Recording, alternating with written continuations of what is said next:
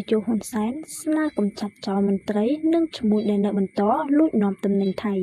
តាមរយៈសារលើបណ្ដាញសង្គមនាថ្ងៃទី8 ខែតុលានេះសម្ដេចតេជោហ៊ុនសែនប្រធានព្រឹទ្ធសភាបានស្នើរាជរដ្ឋាភិបាលកម្ចាត់ចោលមន្ត្រីនិងឈ្មួញដែលនៅបន្ត